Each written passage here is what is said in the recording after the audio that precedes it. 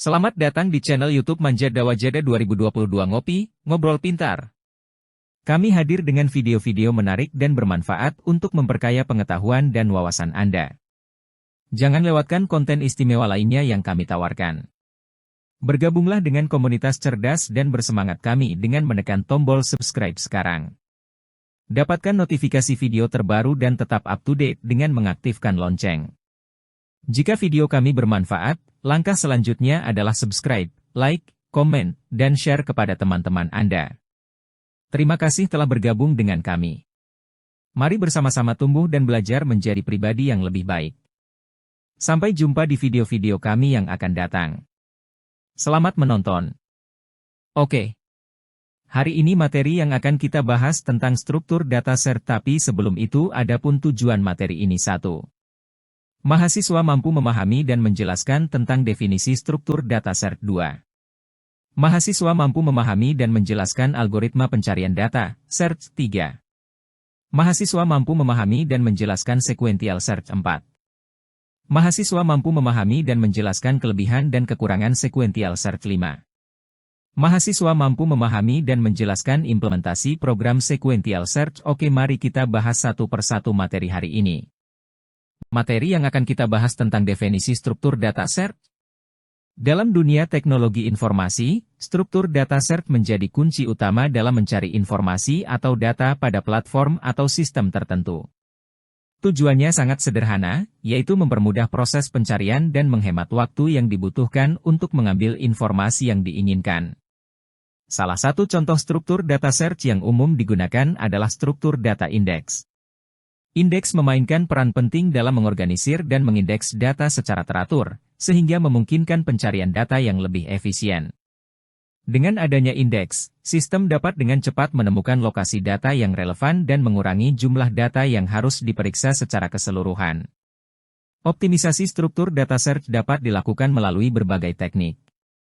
Misalnya, penggunaan indeks multikolom, kompresi data, dan penggunaan algoritma pencarian yang lebih canggih seperti pencarian interpolasi atau pencarian Fibonacci. Semua teknik ini bertujuan untuk meningkatkan kecepatan dan efisiensi pencarian data. Penerapan struktur dataset dapat ditemukan dalam berbagai aplikasi dan sistem, termasuk basis data, mesin pencari, sistem manajemen file, dan banyak lagi. Contohnya, di dunia web, mesin pencari seperti Google menggunakan struktur dataset yang canggih untuk mengindeks dan mencari informasi di seluruh web dengan kecepatan tinggi. Dalam dunia yang terus berkembang ini, penggunaan struktur dataset yang efisien sangatlah penting. Hal ini memastikan kinerja optimal dan responsif dalam pengembangan aplikasi dan sistem. Dengan mengoptimalkan pencarian data, kita dapat menghemat waktu berharga dan meningkatkan pengalaman pengguna. Jadi, mari terus mempelajari dan menerapkan struktur dataset secara efektif dalam setiap proyek kita. Oke, selanjutnya, dalam dunia yang penuh dengan informasi, struktur dataset memainkan peran penting dalam mempermudah pencarian kita. Bayangkan, ketika kita mencari sebuah buku di dalam perpustakaan yang besar, dengan banyak buku yang tersusun secara sistematis. Tanpa bantuan algoritma struktur dataset, pencarian tersebut akan menjadi tugas yang sulit dan memakan waktu yang banyak. Namun, berkat kehadiran struktur dataset, kita dapat dengan cepat dan efisien menemukan buku yang kita cari. Struktur dataset dapat kita ibaratkan sebagai katalog perpustakaan atau database yang menyimpan informasi mengenai koleksi buku di perpustakaan tersebut. Dengan adanya katalog ini, pencarian buku menjadi lebih mudah. Kita hanya perlu memasukkan informasi seperti judul, pengarang, atau bahkan nomor rak tempat buku tersebut disimpan. Sistem struktur dataset akan bekerja dengan cepat dan akurat untuk memilah dan mencari buku berdasarkan kriteria tersebut.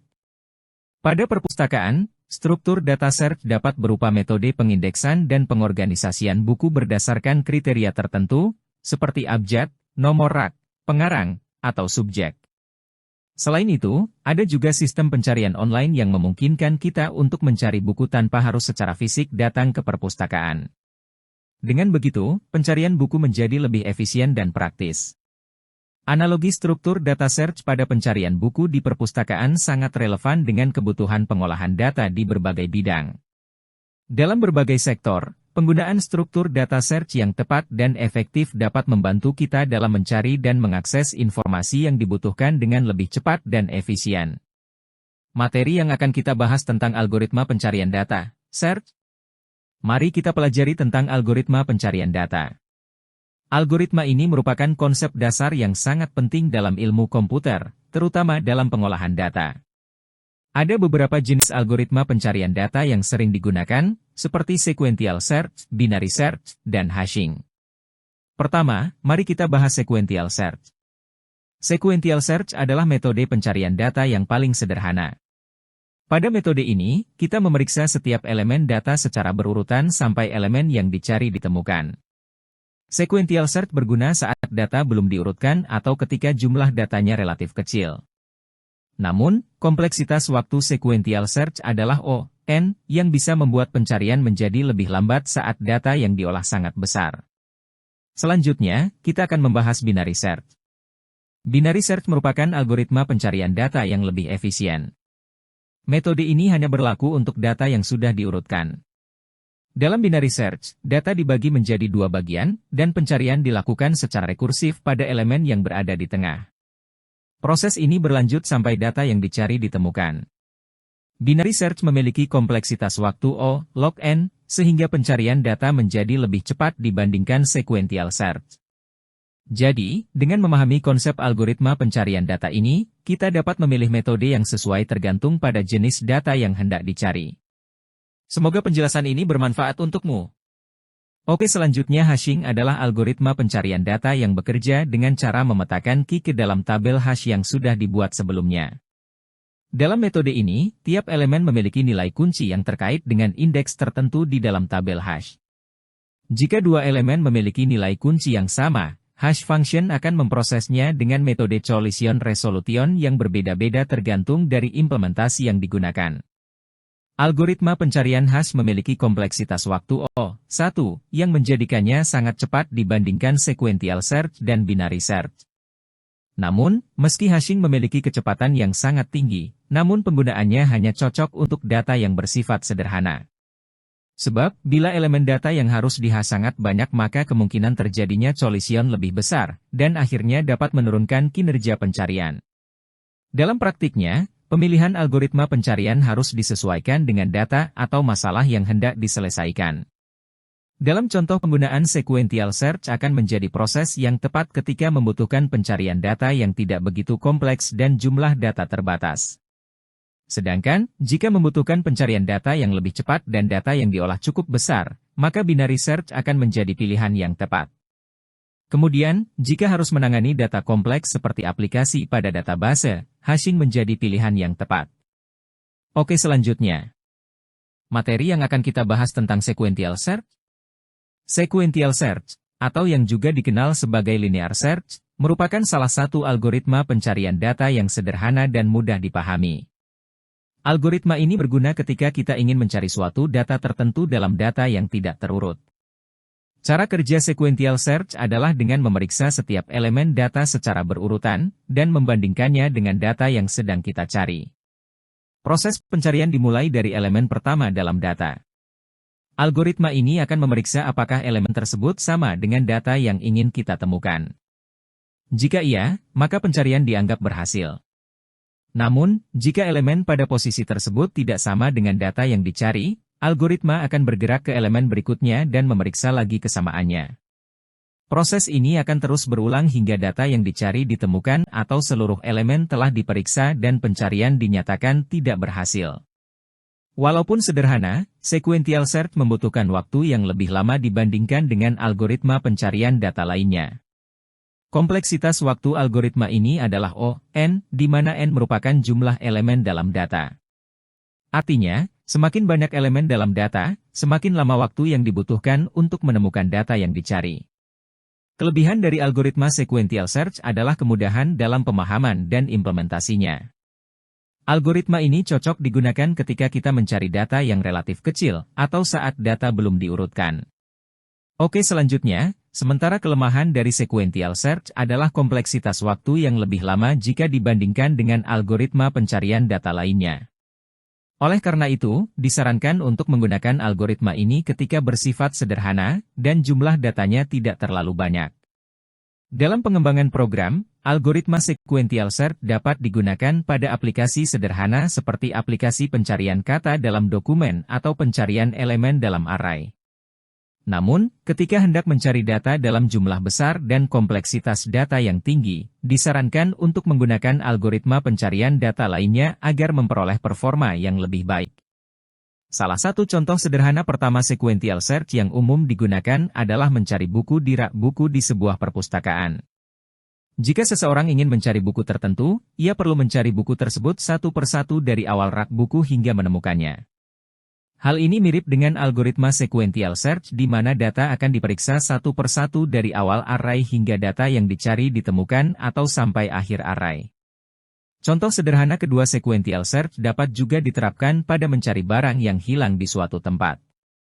Ketika seseorang kehilangan dompet atau kunci, ia akan mencari secara berurutan dari satu tempat ke tempat lainnya hingga menemukan barang yang diinginkan. Hal ini sama seperti algoritma sequential search, di mana pencarian data dilakukan secara berurutan dari elemen pertama hingga elemen terakhir. Oke, selanjutnya, mari kita bayangkan sebuah situasi sehari-hari yang sering kita alami. Bayangkan kamu sedang mencari nomor telepon seseorang di dalam buku telepon. Saat ingin menemukan nomor telepon yang diinginkan, kamu harus melakukan pencarian secara berurutan dari awal buku telepon. Setiap halaman kamu periksa, setiap nama yang kamu temui diperiksa satu persatu hingga akhirnya kamu menemukan nama yang dicari dan nomor telepon yang sesuai. Dalam contoh sederhana ini, kamu telah mengaplikasikan algoritma sequential search, yaitu sebuah algoritma pencarian data yang memeriksa data secara berurutan, mulai dari awal hingga data yang diinginkan ditemukan atau mencapai akhir daftar nomor. Menariknya, konsep sequential search ini sangatlah relevan dengan kehidupan sehari-hari kita.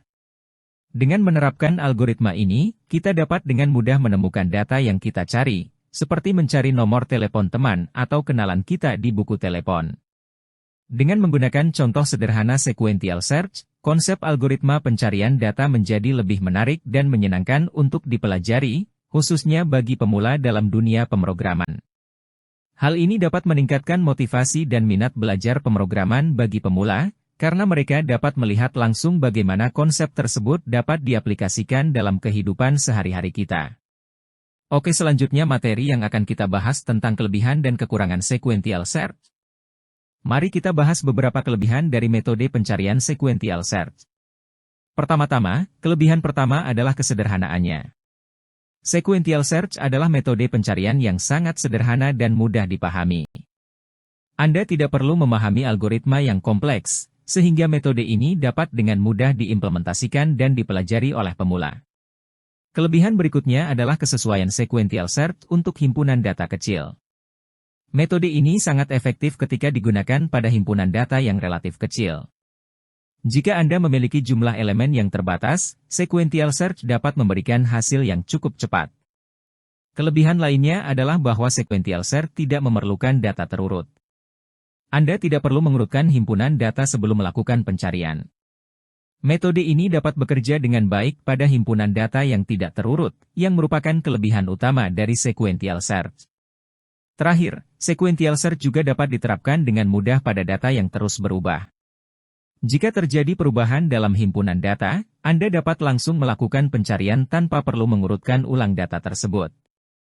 Dengan kelebihan-kelebihan ini, sequential search merupakan metode pencarian yang handal dan fleksibel. Meskipun sederhana, metode ini tetap efektif dalam menemukan elemen yang dicari. Jadi, tidak perlu ragu untuk menggunakan sequential search, terutama pada kasus-kasus di mana Anda memiliki himpunan data kecil atau data yang terus berubah. Oke, selanjutnya dalam mencari data, terdapat sebuah metode yang dikenal dengan nama sequential search. Namun, metode ini memiliki beberapa kekurangan yang perlu diperhatikan. Mari kita bahas satu persatu. Pertama, efisiensi rendah. Sequential search memiliki efisiensi yang rendah terutama pada himpunan data yang besar. Metode ini memeriksa setiap elemen satu persatu, sehingga waktu eksekusinya meningkat secara linear seiring dengan pertambahan jumlah elemen dalam himpunan data. Hal ini membuatnya kurang efisien dalam menangani data yang kompleks. Kedua, metode ini tidak cocok untuk pencarian yang kompleks. Ketika terdapat kebutuhan untuk melakukan pencarian yang kompleks, sequential search tidaklah efektif. Jika pencarian melibatkan pola yang lebih kompleks atau menggunakan indeks atau kunci untuk mengakses elemen, metode ini tidak dapat memberikan hasil yang diharapkan. Selanjutnya, waktu eksekusi tergantung pada posisi elemen. Jika elemen yang dicari berada pada posisi awal himpunan data, sequential search akan memberikan hasil lebih cepat. Namun, jika elemen yang dicari berada pada posisi akhir atau bahkan tidak ada dalam himpunan data, metode ini akan memeriksa semua elemen sebelum memberikan hasil negatif. Hal ini mengakibatkan waktu eksekusi yang tidak dapat diprediksi dengan pasti. Terakhir, metode ini kurang efisien untuk data yang sudah terurut. Jika himpunan data sudah terurut, sequential search tetap akan memeriksa semua elemen meskipun elemen yang dicari mungkin ditemukan pada awal himpunan. Dalam kasus ini, metode pencarian lain yang menggunakan teknik seperti binary search akan lebih efisien dan memberikan hasil yang lebih cepat. Itulah kekurangan-kekurangan dari metode sequential search. Dalam memilih metode pencarian, penting untuk mempertimbangkan karakteristik data yang akan diolah. Dengan pemahaman yang baik tentang kekurangan metode ini, kita dapat mencari alternatif yang lebih efisien dan sesuai dengan kebutuhan kita. Oke, selanjutnya. Fungsi sequential underscore search memiliki dua parameter, list underscore data yang merupakan list yang akan dicari, dan target yang merupakan nilai yang ingin dicari di dalam list. Pada baris pertama fungsi, for i in range, len, list underscore data, digunakan untuk melakukan iterasi sebanyak elemen dalam list. Ini berarti kita akan mengulang proses pengecekan pada setiap elemen dalam list. Pada baris kedua dalam loop, if list underscore data, i, target, digunakan untuk memeriksa apakah elemen saat ini dalam iterasi sama dengan nilai target yang dicari. Jika nilai target ditemukan pada posisi i dalam list, maka fungsi akan langsung mengembalikan nilai i menggunakan pernyataan return i.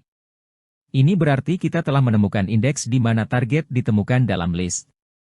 Namun, jika selama iterasi tidak ada nilai dalam list yang sama dengan target, maka fungsi akan mengembalikan 1 menggunakan pernyataan return 1. Ini berarti target tidak ditemukan dalam list. Setelah kita mendefinisikan fungsi sequential underscore search, kita bisa melakukan contoh penggunaan dengan membuat list data dan menentukan nilai target yang ingin dicari. Kemudian, kita memanggil fungsi sequential underscore search dengan memberikan data dan target sebagai argumen, dan menyimpan hasilnya dalam variabel hasil. Terakhir, kita menggunakan pernyataan kondisional if untuk memeriksa apakah hasil tidak sama dengan 1. Jika hasil tidak sama dengan 1, itu berarti target ditemukan dalam list. Maka, kita mencetak pesan yang menginformasikan bahwa target ditemukan pada indeks tertentu. Namun, jika hasil sama dengan 1, itu berarti target tidak ditemukan dalam list. Maka, kita mencetak pesan yang menyatakan bahwa target tidak ditemukan dalam list. Dalam contoh program sequential search ini, kita dapat melihat langkah-langkah yang dijelaskan sebelumnya dalam bentuk kode yang mudah dipahami dan diilustrasikan dalam gambar-gambar selanjutnya. Oke, selanjutnya, dalam contoh program sequential search ini, kita dapat melihat langkah-langkah yang dijelaskan sebelumnya dalam bentuk kode yang mudah dipahami dan diilustrasikan dalam gambar-gambar selanjutnya. Oke, selanjutnya halo. Kali ini kita akan membahas fungsi sequential underscore search. Fungsi ini merupakan implementasi dari algoritma pencarian sekuensial dalam pemrograman. Pencarian sekuensial adalah metode sederhana untuk mencari elemen tertentu dalam sebuah list secara berurutan dari awal hingga akhir. Pada fungsi sequential underscore search, terdapat 3 variabel penting yang harus kita perhatikan. Pertama, list underscore data. Variabel ini adalah list di mana kita akan melakukan pencarian. Kemudian, ada variabel target. Ini adalah elemen yang ingin kita temukan dalam list tersebut. Terakhir, ada variabel found dan index. Variabel found awalnya diatur sebagai false, dan index diatur sebagai 0. Nah, bagaimana algoritma ini bekerja? Yuk, mari kita jelajahi. Program menggunakan while loop untuk melakukan pencarian sekuensial. Selama indeks masih kurang dari panjang list underscore data dan found masih false, loop akan terus berlanjut. Di dalam loop, program akan memeriksa apakah elemen pada list underscore data, indeks, sama dengan target. Jika ternyata elemennya cocok, maka found diubah menjadi true dan loop akan berhenti. Namun, jika elemennya tidak cocok, indeks akan ditingkatkan untuk memeriksa elemen berikutnya dalam list. Setelah loop selesai, program akan mengembalikan dua nilai, yaitu found, menunjukkan apakah target ditemukan atau tidak, dan indeks di mana target ditemukan. Lalu, apa yang terjadi setelah program selesai mencari? Jika found bernilai true, program akan mencetak pesan yang menyatakan bahwa target ditemukan pada indeks tertentu. Sedangkan jika found bernilai false, program akan mencetak pesan bahwa target tidak ditemukan dalam list. Nah, dalam contoh penggunaan program, kita memiliki sebuah list data dengan elemen 10, 5, 8, 2, 7, 3. Program akan mencari nilai target yang bernilai 8 dalam list tersebut. Setelah melakukan pencarian, program akan mengembalikan found sebagai true dan indeks sebagai 2.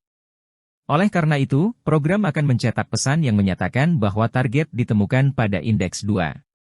Bagaimana? Mudah dipahami bukan? Sekarang kamu sudah memahami fungsi sequential underscore search dan cara kerjanya. Selamat mencoba dan eksplorasi lebih lanjut. Oke, selanjutnya sekian penjelasan mengenai contoh program sequential search 2. Semoga penjelasan ini bermanfaat dan membantu Anda memahami konsep pencarian ini dengan lebih baik. Oke, selanjutnya. Fungsi search_box merupakan implementasi yang berguna untuk mencari buku dalam daftar perpustakaan berdasarkan query yang diberikan. Dengan menggunakan fungsi ini, Anda dapat dengan mudah menemukan buku yang Anda cari berdasarkan judul, penulis, atau tahun terbit. Mari kita bahas cara kerja fungsi search_box. Fungsi ini menerima dua argumen, library, yang merupakan daftar buku dalam perpustakaan, dan query, yang merupakan kata kunci pencarian. Selanjutnya, fungsi ini menggunakan loop for untuk iterasi melalui setiap buku dalam library. Pada setiap iterasi, program memeriksa beberapa kondisi. Pertama, program memeriksa apakah query terdapat dalam judul buku menggunakan query lower, in book, title, lower.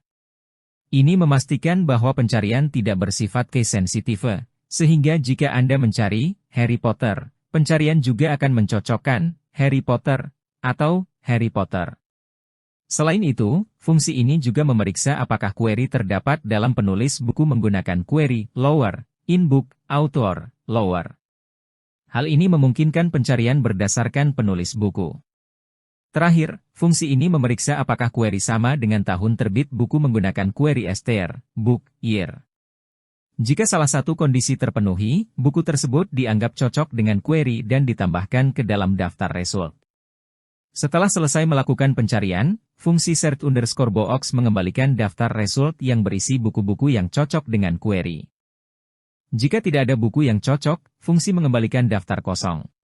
Dalam contoh penggunaan program, Anda akan diberikan sebuah daftar buku library dengan beberapa entry. Anda akan diminta untuk memasukkan query, judul, penulis, atau tahun terbit yang ingin Anda cari. Program kemudian menggunakan fungsi search_box untuk mencari buku-buku yang cocok dengan query tersebut dalam library. Hasil pencarian akan disimpan dalam daftar result. Oke, selanjutnya, setelah itu, program menggunakan pernyataan kondisional, if, untuk memeriksa apakah daftar, result, memiliki buku yang cocok dengan query. Jika ada, program mencetak informasi buku-buku yang ditemukan, seperti judul, penulis, dan tahun terbit. Namun, jika tidak ada buku yang cocok, program akan mencetak pesan bahwa buku tidak ditemukan dalam perpustakaan. Fungsi search_box ini memberikan fleksibilitas kepada pengguna untuk melakukan pencarian yang lebih spesifik dalam daftar perpustakaan. Dengan menggunakan operasi string dan pernyataan kondisional, pencarian dapat dilakukan berdasarkan berbagai kriteria, sehingga memudahkan pengguna untuk menemukan buku yang mereka cari. Dengan menggunakan teknik sequential search, program dapat mengecek setiap elemen dalam daftar dan membandingkannya dengan query yang diberikan. Jika ada kesesuaian, informasi buku tersebut akan ditampilkan kepada pengguna. Berikut adalah contoh program sequential search yang dapat Anda perhatikan pada gambar selanjutnya. Oke, selanjutnya sekian penjelasan mengenai contoh program sequential search 3.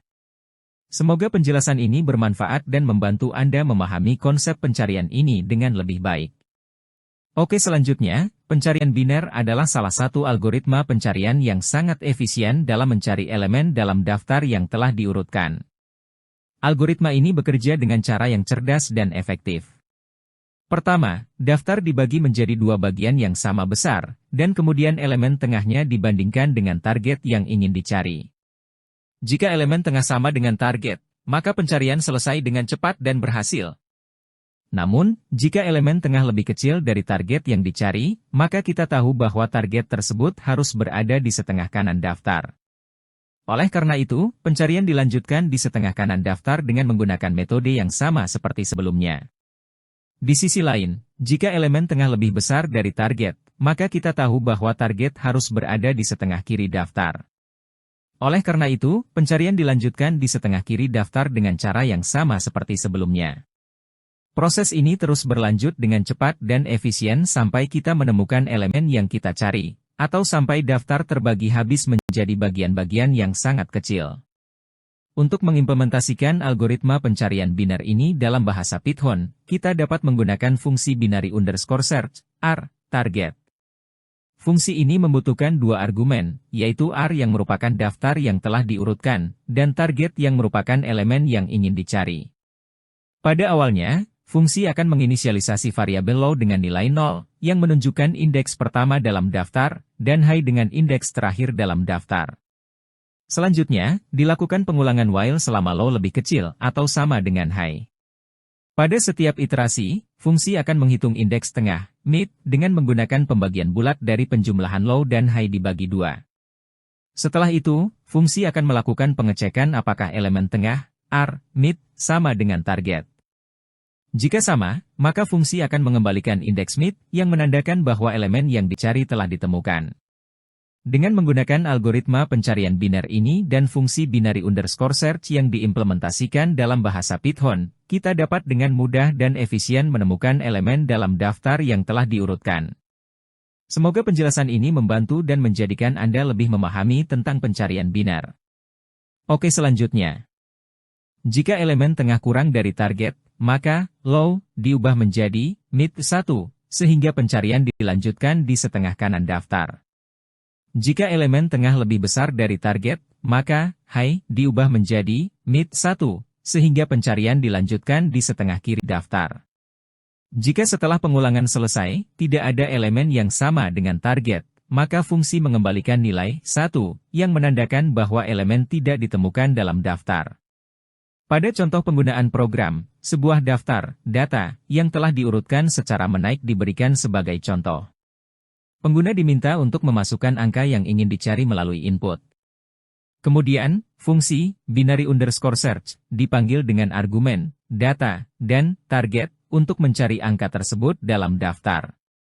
Jika angka ditemukan, program akan mencetak pesan dengan indeks di mana angka ditemukan. Jika angka tidak ditemukan, program akan mencetak pesan bahwa angka tidak ditemukan dalam daftar. Dapat diperhatikan pada gambar selanjutnya contoh program sequential search 4. Oke, selanjutnya mari kita lihat contoh program sequential search 4 yang dapat diperhatikan pada gambar selanjutnya. Dalam program ini, kita akan menggunakan algoritma sequential search. Kita lihat bagaimana program ini diimplementasikan.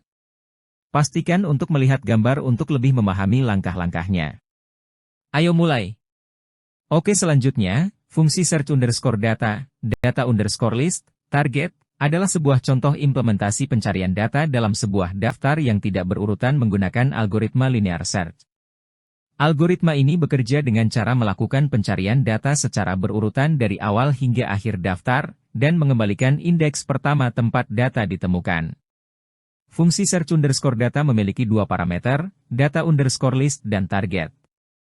Parameter data underscore list merupakan daftar data yang akan dicari, bisa berupa bilangan bulat, bilangan desimal, string, atau objek custom. Sedangkan parameter target adalah data yang ingin dicari dalam daftar. Pastikan data ini memiliki tipe yang sama dengan data dalam data underscore list. Pada setiap iterasi, fungsi search underscore data akan memeriksa apakah data pada indeks saat ini dalam data underscore list sama dengan data yang dicari, target. Jika data ditemukan, fungsi akan mengembalikan indeks saat ini dengan pernyataan return I yang menunjukkan bahwa data ditemukan pada indeks tersebut. Namun, jika program sampai pada akhir daftar tanpa menemukan data yang dicari, fungsi akan mengembalikan nilai 1 menggunakan pernyataan return 1. Nilai 1 digunakan sebagai indikasi bahwa data tidak ditemukan dalam daftar.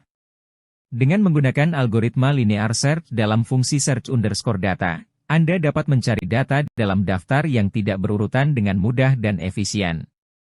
Oke, selanjutnya, dalam contoh yang diberikan, kita memiliki sebuah daftar data yang berisi beberapa bilangan bulat. Program ini akan meminta Anda untuk memasukkan data yang ingin dicari menggunakan pernyataan input, masukkan data yang ingin Anda cari. Selanjutnya, program akan memanggil fungsi search_data dengan argumen daftar data dan data yang ingin dicari.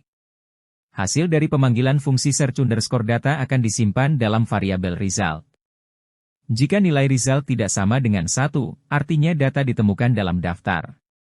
Program akan mencetak pesan, data ditemukan pada indeks, diikuti dengan nilai indeks tempat data ditemukan. Namun, jika nilai result adalah 1, maka data tidak ditemukan dalam daftar. Program akan mencetak pesan, data tidak ditemukan dalam daftar. Dengan menggunakan algoritma linear search, program ini dapat melakukan pencarian data secara efektif dan sederhana dalam daftar yang tidak berurutan. Algoritma ini sangat berguna dalam situasi di mana daftar memiliki jumlah data yang relatif kecil dan tidak terurut.